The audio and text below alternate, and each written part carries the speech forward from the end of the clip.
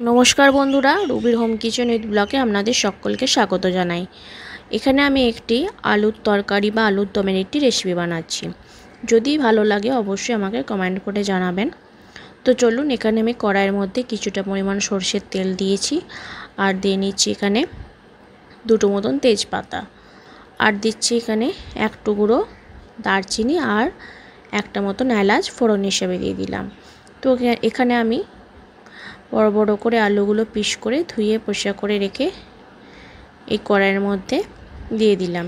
এরপর আমি হাই হিটে প্রায় 1 মিনিট মতো নাড়াচাড়া করে নেব। তারপরেই আমি এখানে দিয়ে দেব লবণ, অল্প পরিমাণে লবণ দিলাম, আর দিয়ে নিচ্ছি এখানে হলুদ গুঁড়ো আর লঙ্কার গুঁড়ো হাফ টিস্পুন মতো। এটা দিয়ে নাড়াচাড়া করলে খুব সুন্দর একটা কালার আসবে। তো এরপর নাড়াচাড়া করে নেওয়ার পর এখানে আমি আঁচটাকে লো করে দিয়ে ঢাকা দিয়ে দেব। তো এদিকে মিক্সিং জারের মধ্যে আমি 1-1.5 ইঞ্চি মতন আদা কেটে নিয়েছি, আর একটা টমেটো ভালো করে পেস্ট বানিয়ে নিচ্ছি। তো এদিকে পেস্টটা বানাই, ওদিকে আমি দেখি আলুটা আমার ভাজা হয়েছে কিনা। তো এইভাবে নাড়াচাড়া করে দেখলাম প্রায় আলুটা 60% মতো নরম হয়ে গেছে। এরপর এখানে যে আগে যে মশলাটা বেটে নিলাম সেই মশলাটা আবার দিয়ে দেব, আদা টমেটো বাটাটা দিয়ে খুব ভালো করে নাড়াচাড়া করে নেব 1 মিনিট মতো। এটা মোটামুটি মিডিয়াম আঁচে রান্নাটা করছি।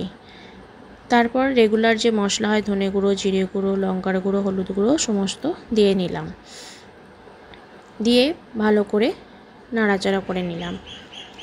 নাড়াচাড়া করতে করতে খুব সুন্দর একটা তেল ছেড়ে আসবে। প্রায় 2 মিনিট মতো নাড়াচাড়া করে নিলাম লো আঁচে। তারপর আমি পরিমাণ মতন জল দিয়ে নিলাম, দিয়ে ভালো করে ফুটতে দেব। এটা আমি মিডিয়াম আঁচের মধ্যে তৈরি করছি।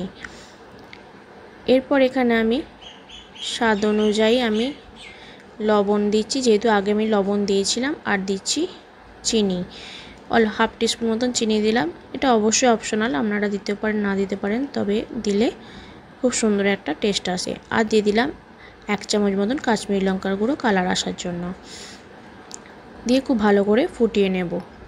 প্রায় 2 মিনিট মতন লো আঁচে ফুটিয়ে নিলেই রেডি হয়ে যাবে আর নরম হয়ে যাবে। তো এরপর আমি এখানে দিয়ে দেব গরম মশলা আর কাসুরি মেথি, দিয়ে আঁচটা বন্ধ করে দিলে আপনার আলুর দম বা তরকারিটা রেডি হয়ে যাবে। এই রেসিপিটা যদি ভালো লাগে অবশ্যই লাইক কমেন্ট শেয়ার করবেন আর সাবস্ক্রাইব করতে ভুলবেন না। তো বন্ধুরা অনেক অনেক শেয়ার করবেন বন্ধুদের কাছে বা প্রিয়জনদের কাছে। তো যদি ভালো লাগে অবশ্যই কমেন্ট করে জানাবেন এই রেসিপিটা কেমন হলো।